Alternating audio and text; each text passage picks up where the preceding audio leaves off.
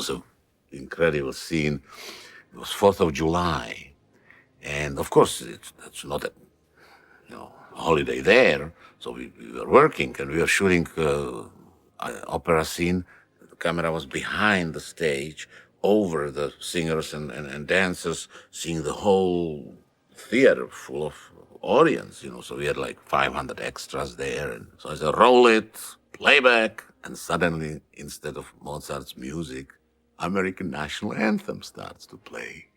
And out of the flies came this huge American flag and unrolled, unfurled on the stage.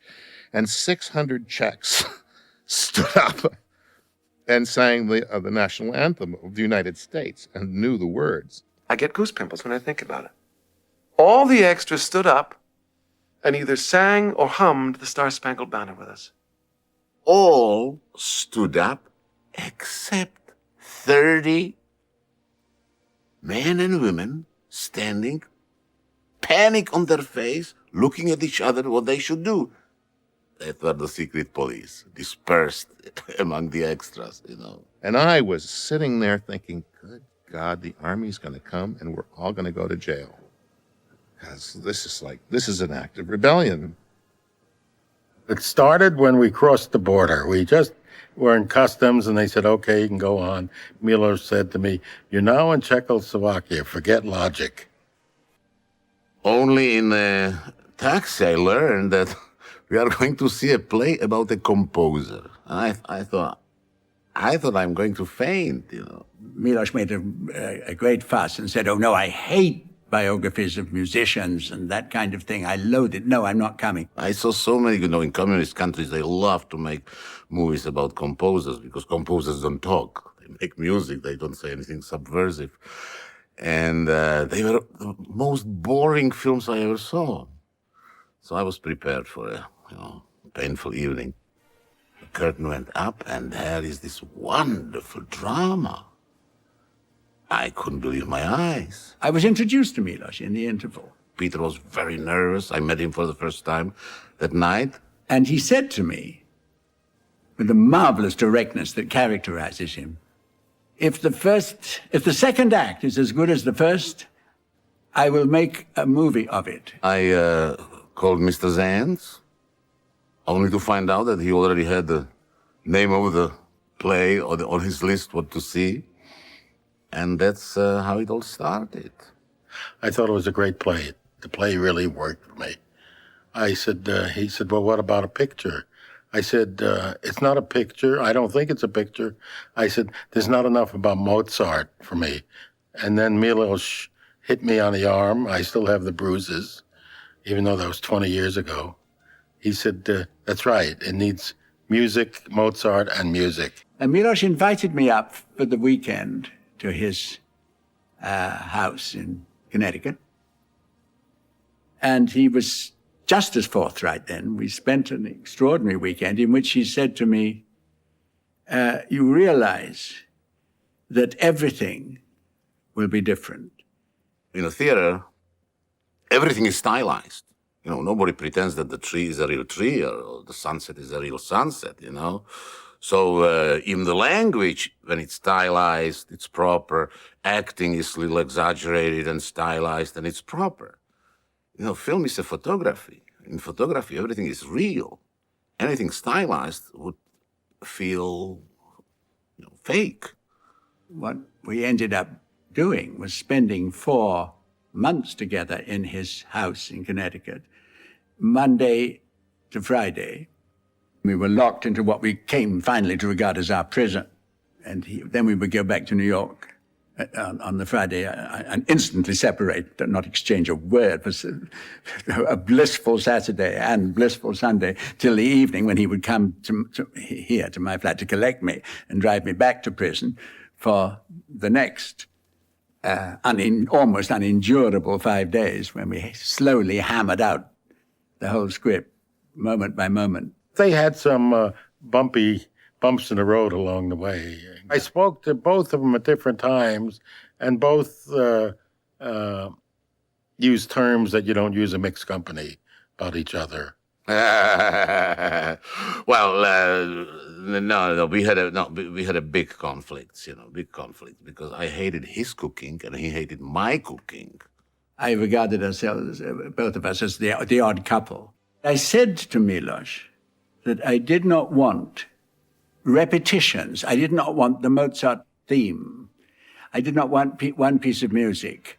That it was not in the background, cueing the emotion we should feel, but it was, in fact, the foreground.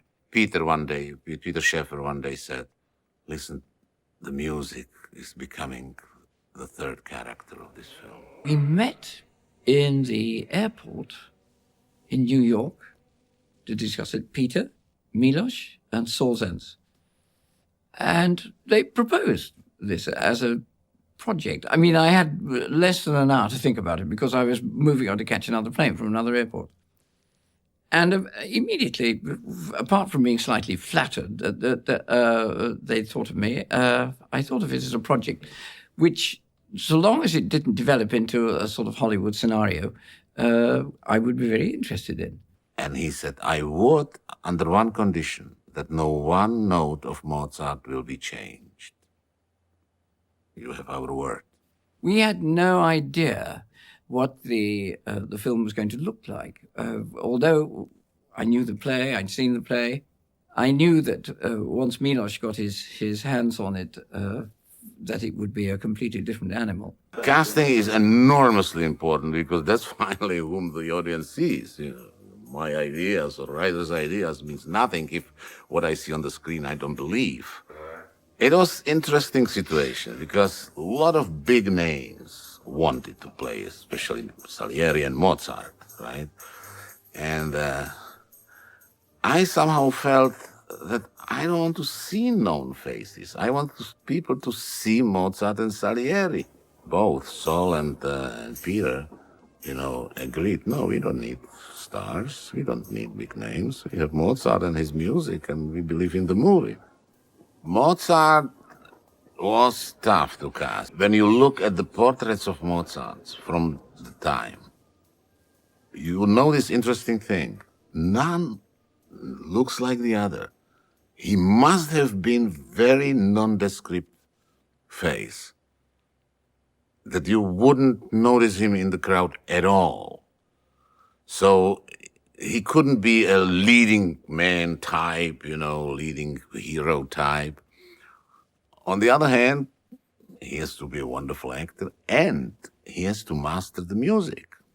He was very hard on me, and he was quite gentle with the others. And then in the process, I learned, on one day I spent maybe 6 to 8 hours in a screen test. Every 20 minutes, other actors came in and I just played opposite them all day long. And so I got to watch Milos working. Okay? Every 20 minutes with a different actor or different set of actors. Very good. No, that's fine. It doesn't matter. Fine. You still well. Oh, I walked out. That's right. And then I began to understand that the people who I was assuming he was most interested in, because it was clear from their work, he was also treating the same way as he treated me. And the people who you felt that wasn't going to be the right combination. Thank you. Thank you. It was my pleasure. Those are the people that there was a much more gentler relationship with. I think we auditioned over 1,000 people for all the parts. I think the number we had at one time was 1263, and we weren't finished. I know someone ran a tally about we were not finished. I'm sure we passed close to 1,400. It seemed like I was auditioning for a year. In retrospect, what we were really doing was rehearsing. I wasn't actually auditioning anymore. I guess I was rehearsing. I thought I was still working to get the part. But, in that time, I thought, this is a wonderful project, and he's a great director, and I'm really, really lucky to be still here. Of course, you start with the main characters, and then you go down, but down doesn't mean less important. I think that the small, parts, bit parts are as important as the main characters. In certain way, I am paying even more attention to casting the small bit parts because they have to be, once you see them, you will never forget them. because nothing drives me more crazy when I'm watching a film and somebody appears, and then disappears for 20 minutes and then reappears, and he looks like the guy who was just there, and who is he? Who is she? Milos called me and said, Winnie, I would like very much for you to be in my movie Amadeus. It is not a very big part, but I would love you very much to be in it. One day, I was reading F. Murray Abraham for a small part in the movie, and he was all right. And then I had a young actor coming for reading for Mozart, and I asked F. Murray, listen, would you just help me here? This is just, to help and read Salieri to this young man. And F. Murray, probably because, that's now, it doesn't matter, gave a wonderful performance. I did one of the things from Salieri, and then I stopped and said to him, "Oh, Milos, this is where he becomes the old man in the script, which I hadn't really worked on."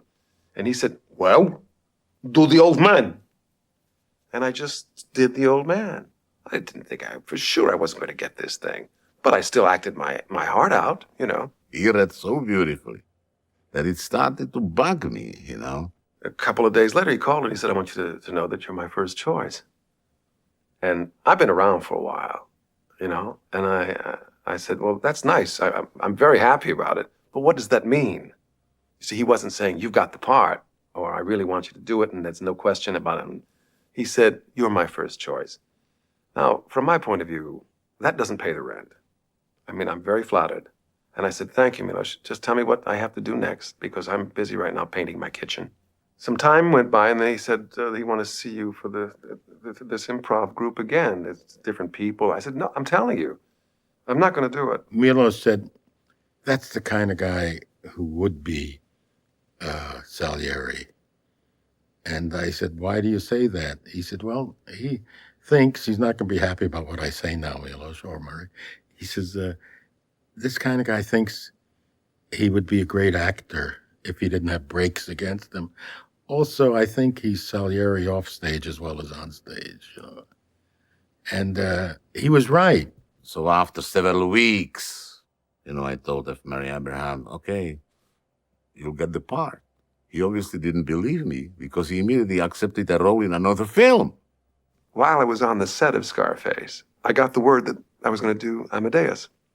And everyone's attitude, the stars on the show, changed toward me immediately. I was no longer just this hardworking good actor named F. Murray Abraham like so many other hardworking good actors. I was the man who got the part that every actor in the English language was trying to get. And I was really scared, just scared, because I had talked the talk, and now I had to walk the walk. And for 3 days I couldn't answer the phone. I was just sucking it up, getting ready for the mountain. This film could have been shot only in three cities, Vienna, Budapest, or Prague, because only these three cities have the same style of 18th century architecture.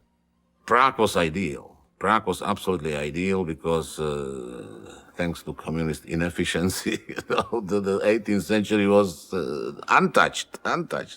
Prague was an amazing time capsule. You could set up a camera just about everywhere without having to undo a lot of signs of the 20th century. They just weren't there. There was no advertising. There was no... basically, you removed the electric streetlights. You were in the 18th century. A lot of the locations, all you had to do was throw some dirt down, put a couple lanterns with some oil in it, and you were ready to go. You have squares and streets. You can turn the camera 360 degrees around, and you don't have to change anything. It's an exquisitely beautiful city. I don't think there is any other city in Europe that has such an extensive, uninterrupted core of 18th century structures. When I got to Prague, in the beginning, as you remember, of Amadeus, there's the scene where his assistant coming with the muffins and Vincent Schiavelli and snow. And so I had written like a 13-page snow alert in English and on the back in Czech. I wanted trucks rigged. I wanted lighting packages. I wanted duplicate equipment. I wanted road maps. They got this thing and they said, what are you talking about? Half the people don't have phones. We don't have trucks that we can let sit in the sidelines. So I said, very simple. Just tell me when it's going to snow. We didn't have still the weather reports as perfect as we have today.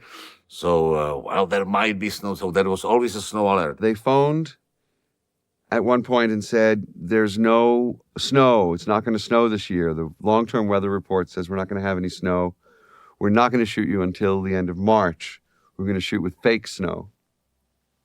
I said, okay. So you're free. You can take other work. Every day we had to prepare 2 sets. One for in case there is overnight snowfall, and one in case there is not, And so, but that was not my problem. That was not my problem. I didn't want him to know about it. I was engaged to do an episode of Taxi on Monday, and Saul called on Thursday, the Thursday before, and said, it's snowing. Can you come now? I said, yeah. He said, I know, you got to be back in LA. We'll get you back on Monday. So I said, sure. He said, we'll just do the one exterior shot in the snow, and then you'll come back in a couple of weeks and we'll do the interiors. I said, okay. So I got on a plane Thursday night, and I got to Prague Friday night, and we shot Saturday night, and I was back for Monday.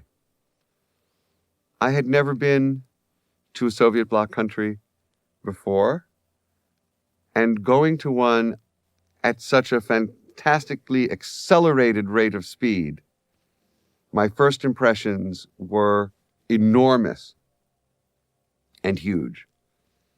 I felt like I was in a grade B spy movie. Followed everywhere. Hotel rooms bugged. There were sizable rooms in this one hotel, and they all were very ornate with a chandelier and these sconces and rugs, kind of worn, chipped, tacky, but the fact is that they were there, And this one guy, Frank, he said, these guys have got this room bugged. I said, who cares? Let them listen. He said, no, man, I'm not going to do this. I'm not going to listen. I'm not going to let them listen to me. I'm going to knock that. I think, oh, what are you going to make a problem? No, listen, I want to show you. So he starts climbing around the sconces. No. Looks like it's the chandelier. He looks at he gets up on a chair. He's climbing around. No, it's not here. And I said, let it go. Let's go to dinner. No, I want to find it. He said, he rolls the rug back and he finds a plate about this big with 2 screws in it. He said, I told you, man. It's right here. He gets a butter knife. We had little kitchenettes, right? He gets a butter knife. He takes it out, takes the final screw out, and as he takes the last screw out, there's this tremendous crash, and the chandelier beneath us crashes down in the apartment below us. We went to dinner in it like a shot. When they go down the corridor of the insane asylum, that was a war museum. The central hall where all the mad people were kept was part of a military hospital for the wounded from the 30 Years' War. It was a funny situation because when communists took it over, they left only the ground floor as a kind of a museum, but was closed for the public. And up in the 2nd and 3rd floor were a secret archive of the secret police. Well, there was a panic when, they learned that they showed us the ground floor corridors. We were questioned very closely as to what our connections were. We could be, after all, we could be CIA members or we could be whatever. And they didn't much like the idea of us, a film company, invading the military archive. But we managed to persuade them. The first 3 weeks of shooting was Salieri in the hospital room. I was the guy that went out with him in the morning, and Dick Smith, who was our makeup artist, at 4 o'clock in the morning, every morning, for 4 hours of makeup before the crew came. And you go out to Barrendorf, no one is there at 4 o'clock in the morning, and the minute you get there, where's my tea? Well, I just got out of the car, Murray. I'm going to go get your tea. Dick Smith is the best makeup man in the world. And when we would start working in the morning, It was 4 o'clock. I would get up. I'd get to the studio by 4:30. We'd work on the makeup for 4.5 hours. As much preparation as I had made for the old man, the voice, the gestures, and so on. The fact is that after sitting for 4.5 hours, at that hour in the morning, you are kind of tired and slow, and your movements are kind of like this. This kind of thing starts to happen. And I also had lenses in my eyes, which every once in a while had to be removed, and my eyes had to be sprayed with stuff so that the pain, which was always there when I was working, would not be too much. Once I looked into a mirror at my face, I felt like it was completely convincing. All I had to do was believe this guy, and it was not hard. I'm not denigrating my work. I'm a very proud actor. But with a man like Dick Smith there, and with the words of Peter Shaffer, which are, they've got to be the most beautiful descriptions of music ever written, whether on film or in literature. Because of the way the schedule went, the first thing that was filmed in the shooting schedule was all of Salieri old. That sort of breathtaking section of Murray's performance, most breathtaking, was all done in the first couple of weeks. But it gave us the time to work on our own. We rehearsed a lot on our own. We rehearsed all of the scenes before the filming began. Initially, Meg Tilly was playing Constanza in the film, and she was amazing. Basically, at one point, Milos had said he felt like we had done it, because the work was going so well up to that point. And the day before Meg was to appear on camera for the first time, she got hurt in a soccer game. She's playing soccer with some kids in the street, and she torn the ligament in her leg so badly that the doctors told us that we would have to wait like 5 weeks before she could start, and that we couldn't, because it was all independent money which Sol put together, and we just couldn't afford it.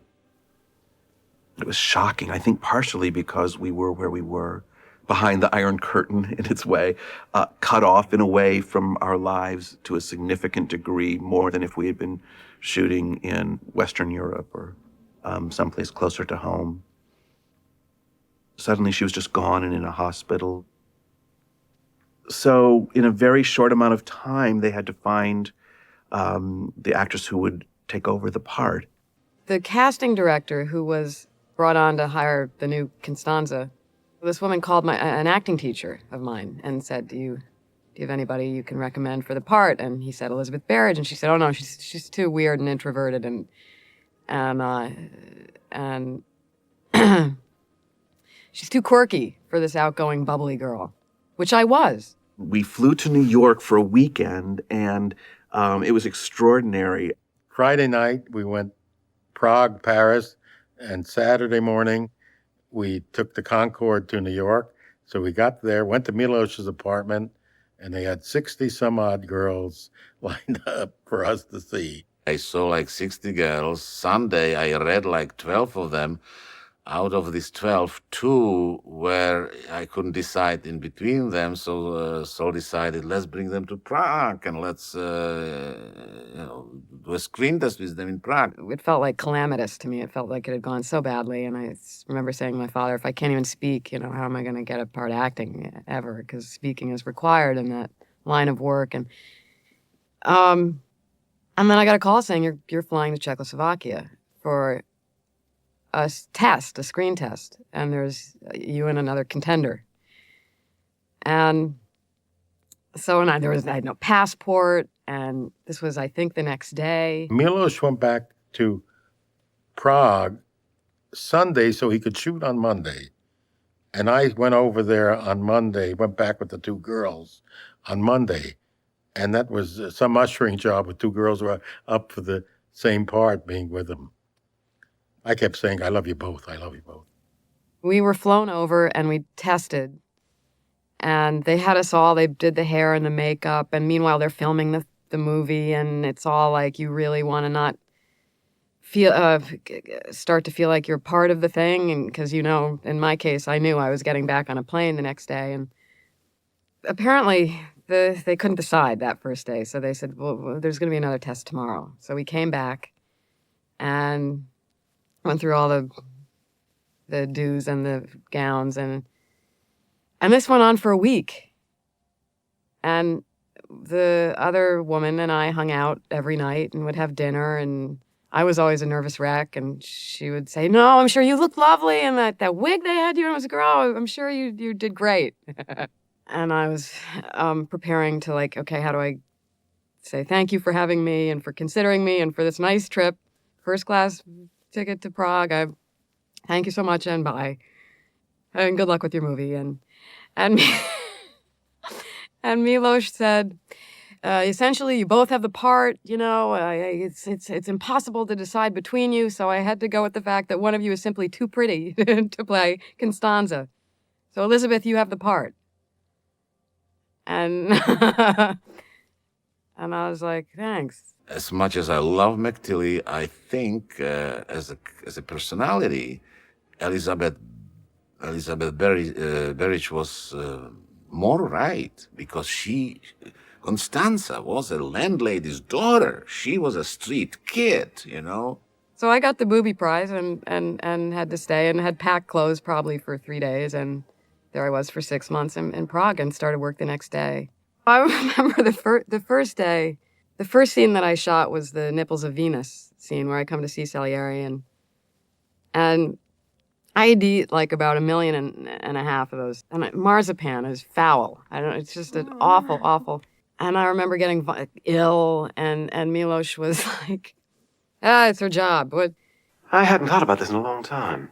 But as Salieri, I was separate from the rest of the cast for the first 3.5 weeks because I was only doing the old man. And I had decided to be separate from the cast because that's the kind of man Salieri was. I'm not that way. I love parties. I love a good time. I really do. Good jokes. But I was extremely solitary. It was me against everyone else. What I didn't realize was that this was infecting the way the other cast members felt about me. There began to be a separation. Whenever there were parties, I wasn't invited because I, first of all, wasn't there. I was in another hotel. But also, I was always too busy. So if you were refused for 3.5, 4 weeks, people don't invite you anymore, as you can well imagine. So what happened was I began to be like that character. I didn't like the idea of being separate, but in a way that really contributed a great deal to the success of the performance. The first scene that I actually did in the actual making of the movie was the March of Welcome, meeting Mozart for the first time. I had to learn to play the piano not only accurately, but badly. Even though the harpsichord, the piano was unhooked, you just, in case you were seeing the hands, it had to be in the right place. They had provided me with several different versions of pre-recorded music, and I had to learn to do it as recorded, which was fun, actually. I had a good time, and I got to be very good at it. Tom worked on it, too. Tom had a piano in his room, and he worked on it all the time. The keyboards that I played on in front of the camera were all silent. All of the music was recorded before we started. So the sequence was either done with the music being played out loud in the room or in my ear if there was dialogue that had to go on. In the scene where Mozart first meets the emperor and Salieri has written this march, it was such a surreal experience because the scene was staged so the actors were behind me. The keyboard is here. Because there's dialogue, the only music is being played in a tiny little transistor in my ear. The keyboard is silent. I'm looking away so that when you lose your bearings, you can't find it because you can't hear anything. So it truly was a kind of schizophrenic situation. When we met, the only instrument he ever played was guitar. He never played piano. But he was spending 3-4 hours a day for several months practicing the just the pieces which he had to play. It's every woman's fantasy, I think, for about 5 minutes to wear something like that and feel like a princess and then it gets old. It's very uncomfortable, and you're like, it was literally like being squeezed and coming out at the top like toothpaste. 18th century costumes, it really informs how you stand, how you walk, what your posture should be. 18th century clothes have very, very tight shoulders. They keep you back. Keep your shoulders back and keep your head erect. That's the pose. That was the look of the time, and that's what the clothes tell you they want you to do. It was a big thrill for everybody to realize that we were going to film in practically the only wooden opera house left in Central Europe, and also most perfectly preserved. It had undergone many alterations, but they were of a minor nature, and architecturally the place was intact. When we first time arrived to Prague for location, and they showed us the theater, we were there, with Peter Shaffer and Saul, when suddenly I realized, well, Peter Shaffer disappeared. Where is Peter Shaffer? We found him in the corridor, hidden, crying.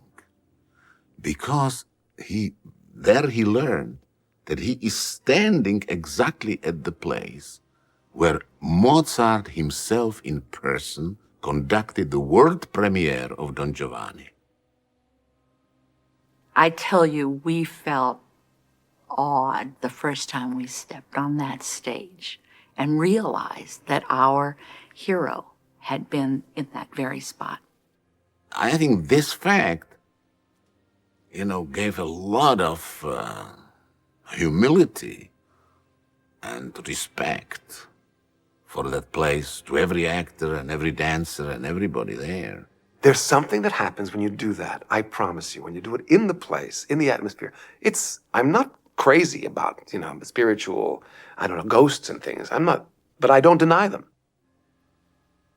And suddenly, the reality of the place and the thing and the moment really enters into you, which is why it was a great idea to do it there instead of trying to build a set. It was brilliant. But, again, thanks to the neglect, during the communist era, it was a powder keg. It was in danger of burning down at any moment. And it still had gas lines in it. They lit it with gas. They had, they used to have limelight in it. It really hadn't been modernized. Now we are going there to light, millions of candles. All those candles in a wooden opera house in a wooden dome. When the chandeliers were lit, I remember holding my breath for what seemed like 4 days. And there we were, all these extras, all these wigs and all this flammable stuff in this tinderbox dry theater where Don Giovanni had its premiere. That theater we were in. Amazing. Imagine the trust of the opera house allowing us to be there. Milos can be a bit abrupt. That's kind of a pleasant way to put it. But he's never wrong. On Amadeus, after this incredible journey to get to Prague through the night and all of this remarkable stuff, I'm suddenly standing in 18th century costume in the snow in Prague in the middle of the night. And then I have to walk around a corner and walk down the street. And he says to me, "Winnie, television is ruining you." He meant my performance was terrible. My walk was terrible. "Television is ruining you." And then we did a second take a moment later, and he said, "That was wonderful." I don't know what changed. We were 6 days or 5 days into shooting the first scene that I was in, and Milos wasn't really saying anything. And I was starting to feel a little bit more comfortable, and I said, "Milos, do you have any suggestions?" And he said, "No." I said, "Well, is it okay? Should I do more or less?" Or, "No, you're doing fine." And I said, "Oh, because you just haven't said anything." I said, "Well, if there was anything wrong, I would have said so." It was like, I was doing fine, so he didn't need to say anything. Less you talk, less you confuse actors' heads.